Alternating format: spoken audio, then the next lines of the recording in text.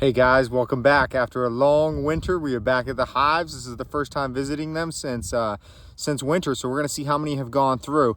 One of the things I always do is I look and see activity. The hives that have activity right at the front on a nice warm day like this, I feel much better about that. You'll look at some of the hives and you'll see right away no activity in the front. There's a good chance that hive didn't make it. So let's jump into a few and we'll take a look. So the first thing I do is go up to the hives that have activity and the ones that don't have activity, and I just tip the very top of the cover off. If I see bees right on the inner cover, that's a good sign. The more of them, the better, but that's a good sign. And then I'll go ahead and go a little bit into the hive. But look at the front first, find activity, then check the top. Now here's a hive that had no activity at the front and no activity at the top of the hive when I lifted it, and you can see there's a cluster of dead bees right here. If I look at the frame, you can see how the back sides of the bees are sticking out. That generally means that they were trying to get the very last of the honey and they starved out. This particular hive had no honey left in it, so that's what got them.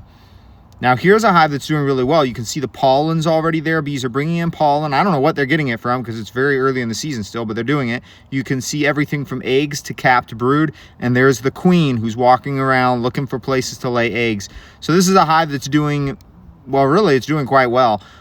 You will want to check all your hives and make sure, even the ones that have made it through, make sure that they got plenty of honey, because this is the time of season where you could lose hives right at the end just because they don't have enough honey and it gets cold a couple more times and they cluster in the wrong place of the hive and ultimately starve out.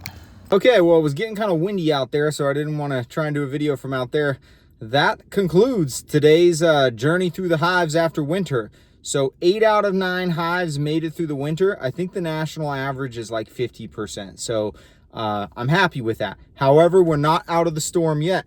We still have a few weeks of this hot, cold weather, which can be really hard on a hive. So especially if they're almost out of food. So looking through most of these hives, a lot of them still have a good amount of honey, except for the one that we saw that didn't make it through. Clearly that happens sometimes. So my priorities now are going to be to fix any of the holes or dilapidation that's happening on any of the hives that I've noticed. It will also be to take those frames from the hive that didn't make it, and I'll probably freeze them for now or store them somewhere that wax moth and other pests can't get to them, and then I will give them to the other hives as I start to expand them. And then some of the hives I probably need to feed a little bit. So that's where we're at. All in all, great experience. 8 out of 9 making it through winter. I'll take those percentages any day. So thanks for joining us.